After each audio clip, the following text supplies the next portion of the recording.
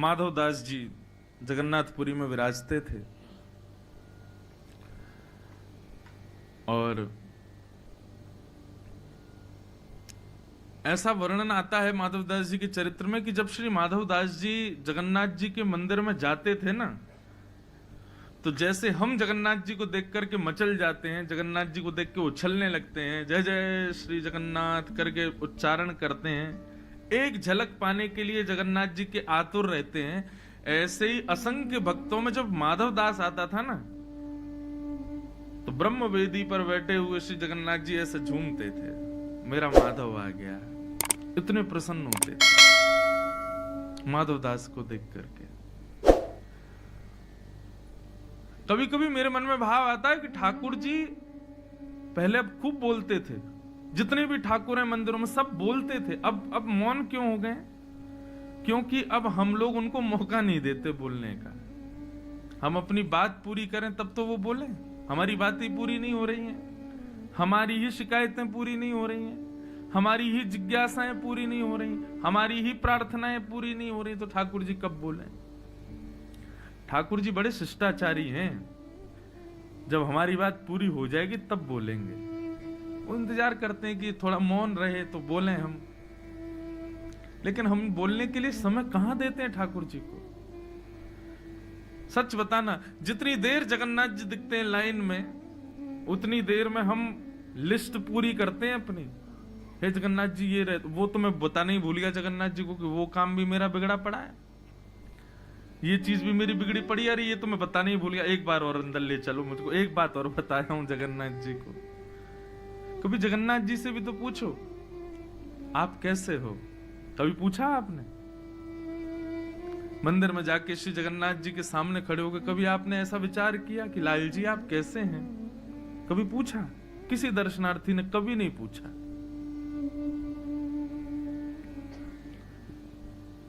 हमारा भाव होता है जब भी हम ठाकुर जी को वृंदावन से बाहर कहीं भी दर्शन करते हैं, तो हमारे मन में ऐसा भाव आता है कि हमारे ब्रज के लाला हैं। बेचारे जैसे अपने घर का बालक हॉस्टल पढ़ने चला जाए, अपने घर का बालक विदेश में नौकरी करे, तो कभी हमारा उस क्षेत्र में जाना हो तो उस घर के सब लोग कहते हैं भैया हमारा बेटा रहता है, उससे पूछिए ना, सब ठीक है ना, कोई दिक्कत तो नहीं। ऐसे ही जब हम श्री ठाकुर जी को ब्रज के बाहर कहीं दर्शन करते हैं, एक दिन तो मन में भाव आता है लाल जी कैसे हो, सब ठीक है ना? आप सच बताना, कोई व्यक्ति आपसे पूछ ले आप कैसे हो।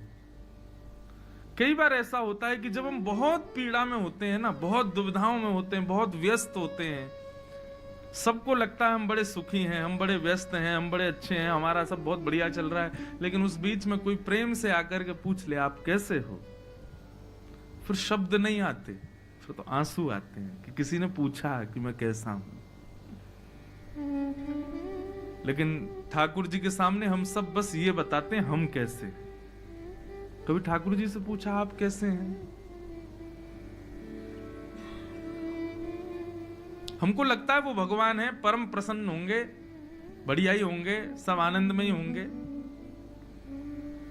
ये सब शास्त्रीय पद्धति से ठीक हो सकता है, हमारी ब्रज की पद्धति में ये सब नहीं चलता। हमारे ब्रज में तो वो लाला ही है, और जैसे सबको कष्ट है, जैसे सब दुखी हैं, जैसे सबको कोई ना कोई पीड़ा है, ऐसे हमारे लाला को भी कोई ना कोई पीड़ा वैसे तो कभी ना हो। सब ब्रजवासी यही कामना करते हैं हमारे बिहारी जी राजी रहें, हमारे राधामन लाल प्रसन्न रहें, हमारे जगन्नाथ जी खूब आनंद में रहें। लेकिन फिर भी कभी प्रयास करना, जगन्नाथ जी तो जगन्नाथ जी, आप पूछेंगे ना कैसे हो, आपके हाथ पैर कांप जाएंगे, आप ही द्रवित हो जाओगे। पूरे दिन बैठे रहते हैं, सब भक्तों को दर्शन देते हैं, सबकी सुनते हैं, कोई उनसे पूछे आप कैसे हो? माधवदास जी का ये स्वभाव था, वो जब भी जगन्नाथ जी के सामने जाते थे तो जगन्नाथ जी की राजी पूछते थे आप कैसे हो ठाकुर जी, आज भोग लगा ढंग से, आज पुजारियों ने कोई त्रुटि तो नहीं करी, आपकी सेवा बढ़िया चल रही है, वस्त्र आपको सुख तो दे रहे हैं, कोई कष्ट तो नहीं।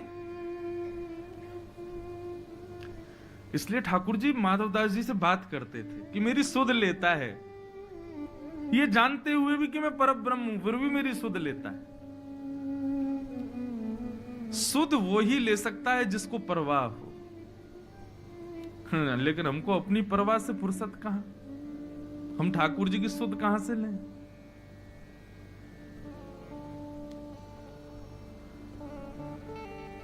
माधवदास जी ठाकुर जी के समीप गए, ठाकुर जी से बोले, राजी हो ठाकुर जी? जगन्नाथ जी बोले, खूब प्रसन्न है। प्रसाद भोग बढ़िया आरोग रहे हैं आप? बोले, बहुत आनंद में। माधवदास जी बोले, ठाकुर जी मेरी एक इच्छा हो रही है। बोले, क्या? बोले कि मैं वृंदावन जा रहा हूं आपकी लीला भूमि का दर्शन करने। जैसे ही सुना माधवदास जी वृंदावन जा रहे हैं, अब ठाकुर जी सोचें कि मैं प्रसन्न हूं कि दुखी हूं। ठाकुर जी मौन हो गए, कुछ नहीं बोले। माधवदास जी बोले, आप कुछ कहेंगे नहीं? हम वृंदावन जा रहे हैं। माधवदास जी बोले, क्या कहूं? स्थान ऐसा है कि मैं तुमको रोक नहीं सकता जाने से, लेकिन मन कह रहा है कि तुम्हारे बिना रहूंगा कैसे, मेरा मन कैसे लगेगा। आज भी श्री जगन्नाथ जी दर्शन दे रहे हैं ना, तो निश्चित ही लाखों भक्तों में कोई एक ऐसा भक्त होगा जिससे वो राजी हैं, उसके लिए सबको दर्शन दे रहे हैं। एक भक्त के चक्कर में लाखों लोग दर्शन करते हैं। जगन्नाथ जी किसी ना किसी भक्त की प्रतीक्षा में ही रोज दर्शन खोलते हैं, रोज श्रृंगार करते हैं, रोज भोग आरोगते हैं। माधवदास, हम तो रोज तुम्हारे लिए यहां सज के तैयार होते हैं। ये भले ही सब लोग दर्शन करते हो, लेकिन मेरे को प्रतीक्षा तुम्हारी रहती है कि तुम आ रहे होंगे और तुम वृंदावन चले जाओगे। और उस समय इतने साधन थोड़े ही थे कि फ्लाइट पकड़े सीधे पहुंच गए, आ गए, दर्शन करके वापस एक दिन में। पहुंचने में ही महीनों लगेंगे, फिर तुम वहां रुकोगे, दर्शन करोगे, फिर लौटोगे, कितने दिन में आओगे? 6 महीना तो लग जाएंगे तुमको। हम कैसे रहेंगे तुम्हारे बिना? भक्ति की परम स्थिति यही है। हम तो ठाकुर जी के बिना रह ही लेते हैं, लेकिन अपनी भक्ति ऐसी प्रगाढ़ हो ठाकुर जी हमारे बिना विचलित हो जाए। हमारी भक्ति है ही नहीं इस स्तर पर।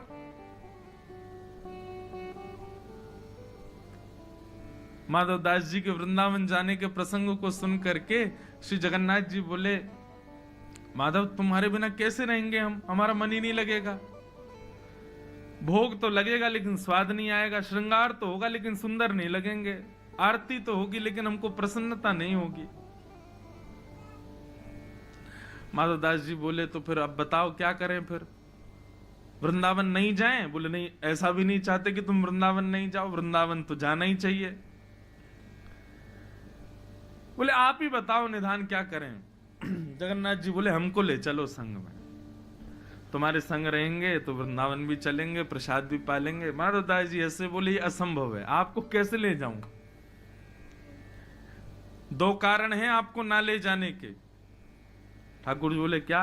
बोले, पहला कारण तो आप इतने भारी हो, हम अकेले तो आपको ऐसे नहीं कि चढ़ाए कंधा पे ले गए। दूसरा, आपको इतनी भूख लगती है, मैं दिन भर देखता हूं 7 बार आप भोजन करते हो। 7 बार होता है? 8 बार? 7 बार? हमारे यहाँ तो अष्टयाम होते, 8 बार करते हैं। हमारे यहाँ एक भोग ज्यादा लगता है, वो बताऊं कौन सा? ठाकुर जी का बाल भोग लगता है। सुबह उठते ही ठाकुर जी उठते पट दूध पियो, दूध और लड्डू पीते खाते हैं सुबह उठते ही।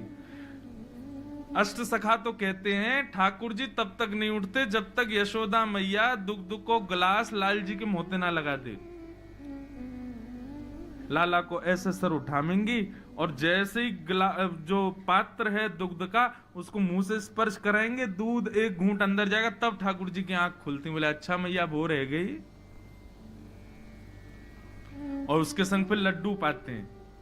बताओ, यहां हम सवेरे उठते ही हाथ देखें, पृथ्वी प्रणाम करें, बाकी बात माता पिता को प्रणाम करें, बाकी बात शौचाचार निवृत्त नहा धो के तब कोई अन्न जल ग्रहण करते हो। हमारे ठाकुर जी उठते ही झूठे मुंह दूध पीते हैं पहले तो, और बिना दूध पवाए अगर ठाकुर जी उठा दिए तो पूरे दिन झोंका ही आते रहेंगे, नींद ही आ रही है अभी।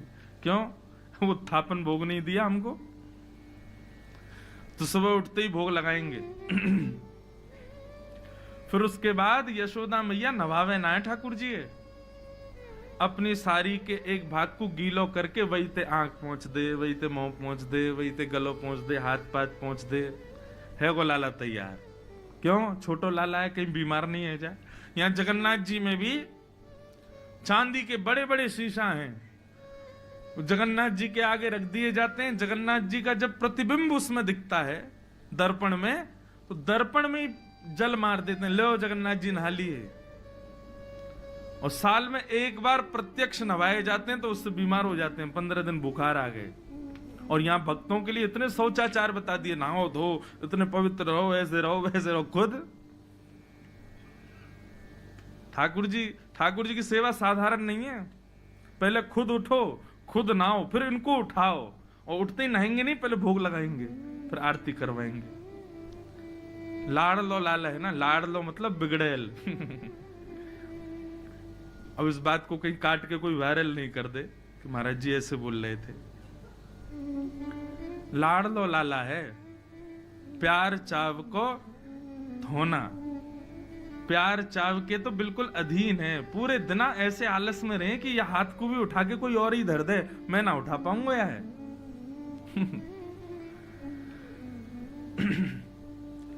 तो एक भोग एक्स्ट्रा हमारे यहां कौन सा लगता है पता है? श्रम भोग। कौन सा भोग?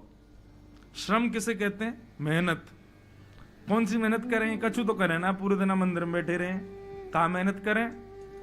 बोले भैया पुजारी लोग श्रृंगार करें ना, सिर पे मुकुट धरा में, गले में माला पहना में, हाथ के नीचे पटका लगा दें, पीतांबरी पहना में, तो यही थे ठाकुर जी थक जाएं। अरे थक गो मैं तो हमारे वृंदावन में, ब्रज में, श्रीनाथ जी में, नाथ द्वारा में श्रम भोग आता है ठाकुर जी को। तो काय से थक गए? बोले अपनो श्रृंगार करावे से ही थक गए। बताओ, कभी कभी तो विश्वास ही ना हो, इनने कंस मारो भी हो सच में कि अपने आप ही मर गो, श्रृंगार करावे में थक जाए। श्रम भोग। तो माधवदास जी बोले इतना भोग लगता है आपको, मैं आपको वृंदावन लेके जाऊंगा, रास्ता भर भोगी पवा तो जाऊंगा।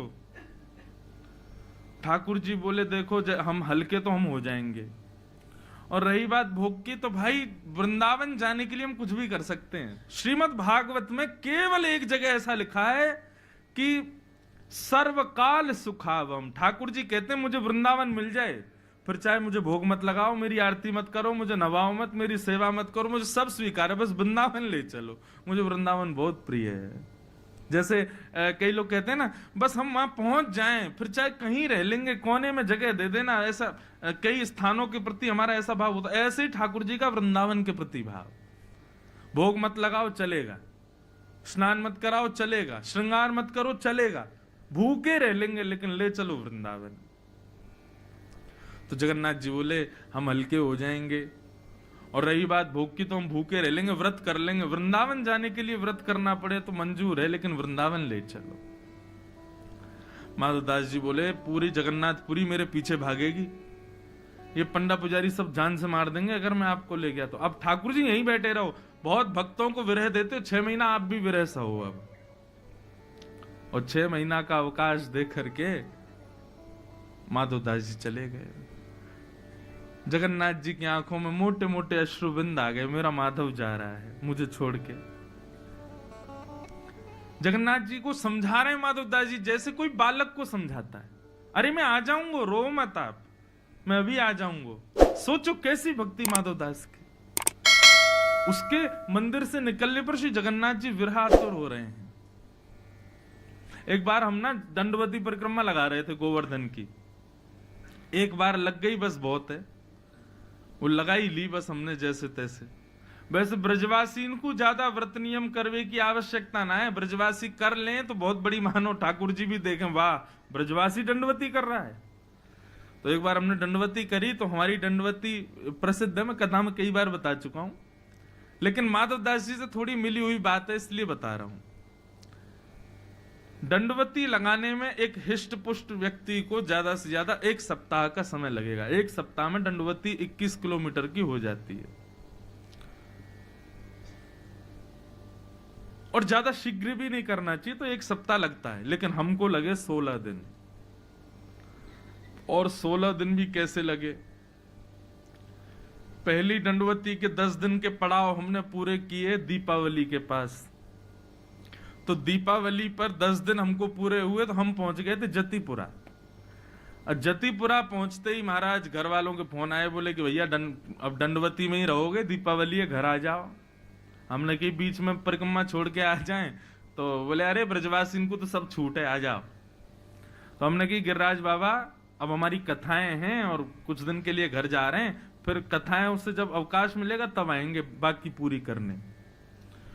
तो दंडवती 10 दिन की वहां पूरी करके हम चले गए। फिर उसके बाद हमको समय मिला होली के पास, तो होली के पास 6 दिन और लगाए। तो हुआ क्या कि वहां आज भी गोवर्धन में आपको पता होगा 3 महात्मा ऐसे हैं, वो 3 परिक्रमा रोज लगाते हैं, 21 किलोमीटर की 3 परिक्रमा रोज। तो जब हम दंडवती लगाते थे ना, तो वो बाबा, तीनों बाबा पीछे से आते, जानते थे, जैसे ही हमको देखते तो पीछे से प्रणाम कर लेते थे। मैंने बाबा आप प्रणाम मत करे, अरे नहीं नहीं, ब्रजवासी हो, वक्ता हो, व्यास जी के पुत्र हो, कथा सुनाते हो और आप दंडवती लगा रहे हो। आज तो गिरिराज जी भी आनंदित हो रहे होंगे, बताओ ब्रजवासी दंडवती लगा रहे हैं। तो उनसे बैठ के ऐसे संवाद होता था। अब 10 दिन लगावे के बाद हम तो चले गए कथा करने। 6 महीना बाद जब मैं अपनी बची हुई दंडवती पूरी करने आया, तो बाबा ने पीछे से देखा, उनको लगा इन्होंने दूसरी दंडवती शुरू कर दी है। एक हो गई 6 महीना पहले, अब ये दूसरी दंडवती लगा रहे हैं। तो बाबा इतने भाव विभोर, धन्य धन्य, जय हो भैया गिरिराज बाबा, ब्रजवासीन की जय। यहाँ लोग एक बार दंडवती लगाएं तो 5 साल तक आते नहीं, आपने 6 महीना में दूसरी शुरू कर दी। मैंने बाबा पहली चल रही है अभी तो 10 दिन पूरे हुए हैं, 6 दिन अभी तो जतीपुरा पे छोड़ के चले गए 6 महीना पहले, अब बची हुई पूरी करने आए हैं। तो बाबा बोले अरे राम राम, फिर तो आप तो बिल्कुल ही वो, बताओ 7 दिन में पूरी हो जाती है, आपकी 6 महीना ते भी अटकी पड़ी है, इतना समय क्यों लग रहा है। तो मन में एक भाव आया, मैंने कि देखो बाबा, कोई मेहमान घर पे आवे, लेकिन वो मेहमान पूरे घर के लोगों को परेशान करे, सुबह चाय पिलाओ, नाश्ता कराओ, भोजन कराओ, ये खिलाओ वो खिलाओ, तो घर के लोग क्या करते हैं, एकांत में जब बैठते हैं बोले कब जाएगा, ये दिमाग खराब कर रखा है इसने, सुबह ये खिलाओ वो पिलाओ, कब जा ही नहीं रहा है, इसकी वापसी कब की है। बोले 5 दिन हो रहे। अरे राम, 5 दिन कैसे कटेंगे। मैंने कहा लेकिन कई मेहमान घर में ऐसे आ जाते हैं, मैंने कहा वो चाय की पत्ती भी खुद ही ले आते हैं, बच्चों को 500 रुपये रोज दे देते हैं, घर में रोज मिष्ठान आ रहा है, रोज घर के लोगों को खिलाने ले जा रहे हैं और पैसा खर्च खुद ही कर रहे हैं। तो ऐसे मेहमान के जाने का समय आता तो घर के लोग रोते हैं, भैया ये जा क्यों रहा है, 2-4 दिन और रुक जाए, अरे 5-6 दिन और रुक जाओ।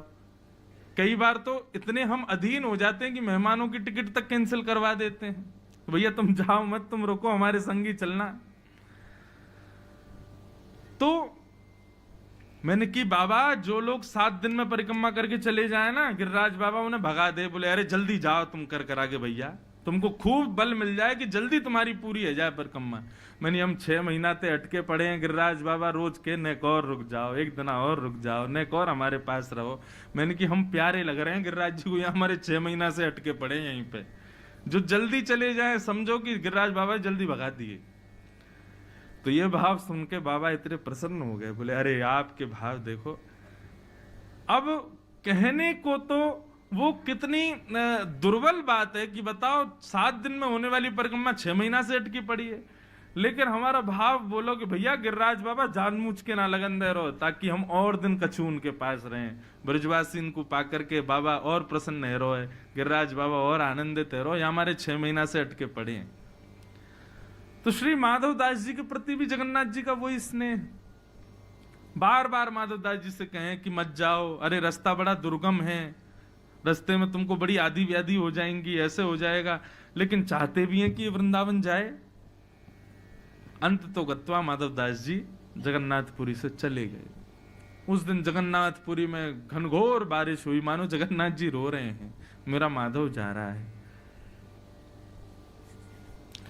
माधव दास जी अकिंचन थे, बिल्कुल ज्यादा भूख प्यास भोजन इसकी उनको ज्यादा जरूरत नहीं, जगन्नाथ जी का दर्शन ही उनका भोजन था, बिना दर्शन के भोजन नहीं सुहाता था। चित्त में श्री जगन्नाथ जी बैठे हैं, वृंदावन की यात्रा पर जा रहे हैं। एक दिन व्यतीत हो गया, चलते चलते दूसरा दिन व्यतीत हो गया। रात्रि में किसी गांव में जाकर के किसी वृक्ष के नीचे सो जाते। वृंदावन की यात्रा चल रही है। तीसरा दिन प्रारंभ हुआ। श्री माधव दास जी एक एक सप्ताह भी जल पी करके रह लेते थे, उनको भूख ज्यादा लगती नहीं थी। लेकिन आज तीसरा दिन ही प्रारंभ हुआ और सुबह उठते ही माधव दास जी ने जैसे ही स्नान किया, स्नान करते ही उनको भूख लगने लगी। इतनी जोर की भूख लगी महाराज की अब तो वो व्याकुल हो गए। माधव दास जी मन में विचार करें कि इतनी व्याकुलता मुझे संपूर्ण जीवन में नहीं हुई, मुझे इतनी व्याकुलता क्यों हो रही है, मुझे इतनी भूख क्यों लग रही है, मुझे इतने अन्न की प्यास क्यों लग रही है। फल ढूंढने लगे, नहीं फल मिले तो व्याकुल हो गए, कहां जाऊं, क्या खाऊं।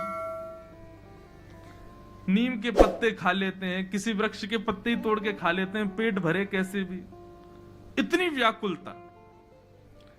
तब ये गांव दिखाई दिया। माधव दास जी दौड़ करके गए और किसी का गेट खटखटाने लगे। एक बुजुर्ग मैया बाहर आई, बोले मैया मैं आपके आगे हाथ जोड़ रहा हूं, मुझे आप कैसे भी करके कुछ पवा दीजिए, मुझे बहुत तेज भूख लगी है। अरे बाबा ने डटो, बिराजो। बोले अब रुकने का समय नहीं है, कच्चे चावल बन जाए, रूखी रोटी दो, कुछ भी दो, और कुछ नहीं तो आटा ही दे दो, मैं खा लूंगा, मेरा पेट भर जाए। इतनी व्याकुलता। मैया ने रोटी सब्जी आदि सब पात्र में रख करके माधव दास जी को दी। माधव दास जी तो ना देखें कि कैसे क्या खाना है, बस खाते जा रहे हैं, खाते जा रहे हैं।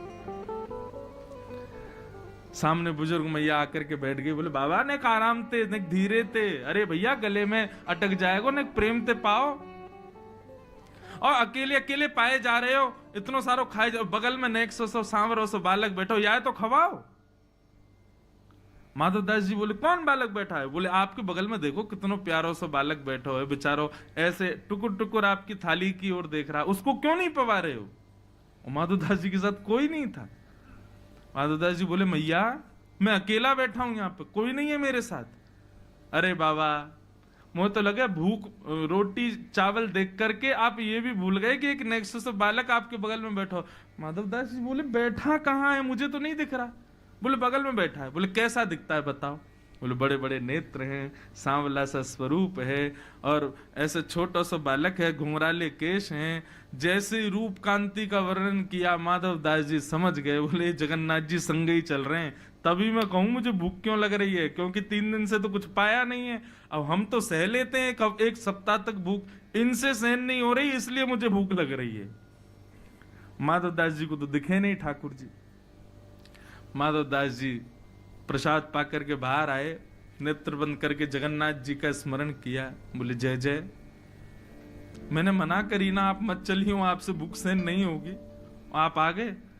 बोले कि अब हमारा विग्रह जगन्नाथ जी में बैठा है, लेकिन आत्मा से तो प्राण से तो हम आपके संगी वृंदावन जा रहे हैं। और निश्चित मानो माधव दास, जब कोई जगन्नाथपुरी से वृंदावन जाता है ना, तो मैं एक क्षण के लिए उसके संगी जाता हूं, फिर आ जाता हूं वापस। लेकिन एक बार को कोई वृंदावन जाए तो मुझे इतनी रुचि लगती है कि मैं उसके संगी जाता हूं।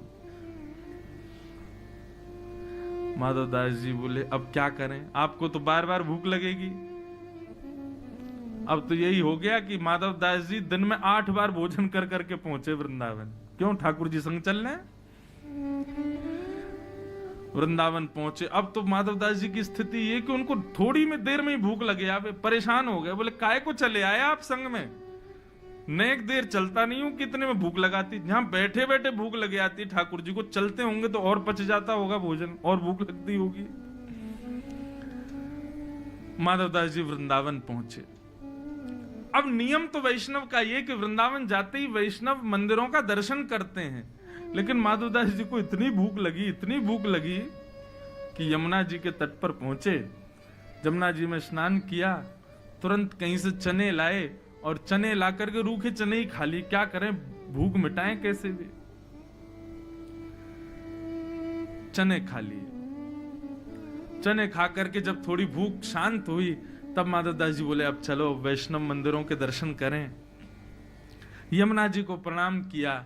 वृंदावन में विचरण करते हुए श्री वृंदावन बिहारी लाल के दर्शन करने के लिए जैसे ही निधिवन राज पहुंचे, निधिवन में कुंज बिहारी विराज रहे थे, स्वामी श्री हरिदास जी सेवा कर रहे थे, सब रसिक संतों के साथ में। माधव दास जी दर्शनार्थियों में बैठे थे और अंदर बिहारी जी की सेवा चल रही थी। अच्छा, बिहारी जी अभी मंदिर में विराजते हैं, पहले तो कुंज में ही विराजते थे, वन में विराजते थे, निधि वन में। स्वामी श्री हरिदास जी सेवा करते करते अंदर से बाहर आए और दर्शनार्थियों बोले, भैया तुम में से माधव दास कौन है? माधव दास जी बोले, इनको मेरा नाम कैसे पता है? माधव दास जी बोले, भैया हम हैं। बोले, तुम जगन्नाथपुरी से आए हो? बोले, हाँ आया तो जगन्नाथ। आपको कैसे पता मेरा नाम? आपको कैसे पता मैं जगन्नाथ? मैं तो पहली बार वृंदावन आया हूं। बोले, अरे हमारे बिहारी जी ने तेरा नाम बतायो है। माधव दास जी तो व्याकुल हो गए, बोले, बिहारी जी भी जानते हैं मुझे? जगन्नाथ बिहारी जी में कोई अंतर थोड़ी, एक ही है। स्वामी श्री हरिदास जी बोले, इतको आओ। माधव दास जी उठ करके गए, स्वामी जी के पास में जाकर के बैठे, स्वामी जी से बोले, बताइए ना बिहारी जी को मेरा नाम कैसे पता? उनको कैसे पता मैं जगन्नाथपुरी से आया हूं? तो बता, एक ही तो है जगन्नाथ जी और वो। तो माधव दास जी बोले, क्या बोला बिहारी जी ने? बोले, बिहारी जी ने ये बोलो कि मैंने भोग रखो ठाकुर जी के आगे, और जैसे ही भोग रखो तो बिहारी जी ने मुंह फेर लिया। बोले, भूख ना लग रही। मैंने, क्यों? आप तो भोजन देख करके मचल जाते हो, आज कह रहे हो भूख ना लग रही? बोले, अरे कहा करूं, माधव दास आया हो, माने मुंह को रूखा चने खवा दिए, और रूखे चने खावे तो मेरो पूरा गलो सूख गयो, मेरो पेट भर गयो। रूखे चने ही मेरो पेट भर दियो आज वाने। माधव दास जी ने जैसे ही सुना कि मैं तो जमुना जी के किनारे बैठ के प्रसाद पा रहा था, चने पा रहा था, क्यों जगन्नाथ जी मेरे संग हैं, लेकिन मेरे पाने से ठाकुर जी तृप्त हो रहे हैं, ये बात सुनकर के माधव दास जी भाव विभोर हो गए। स्वामी जी बोले, अब चल तो को बिहारी जी के दर्शन कराएं। जैसे ही कपाट खोले, एक क्षण को जगन्नाथ जी दिखे, दूसरे क्षण में बिहारी जी, फिर एक क्षण को जगन्नाथ जी, दूसरे क्षण में बिहारी जी। माधव दास जी आनंदित हो। दिनों दिन तक निधिवन राज में ही रोते रहे, बिलखते रहे, कितना प्रेम करते हैं श्री जगन्नाथ जी मुझसे। मैं पाता हूं तो पेट इनका भरता है, हम तृप्त होते हैं तो पेट इनका भरता है। जगन्नाथपुरी में तो ये बात सार्थक है कि महाप्रसाद का भोग जगन्नाथ जी के सन्मुख रखने के बाद सब वैष्णवों को दिया जाता है। इसलिए स्कंद पुराण में वेदव्यास जी कह रहे हैं, एक तिनका भी झूठा मत छोड़ो। क्यों?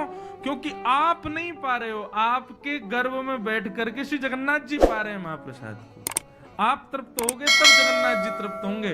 कहीं आपने महाप्रसाद को अतृप्त होकर के स्वाद में कुछ इधर उधर जान करके आपने छोड़ दिया, तो आप सोचना कि जगन्नाथ जी भूखे रहेंगे आपकी वजह से। इसलिए आकंठ होकर के पाओ।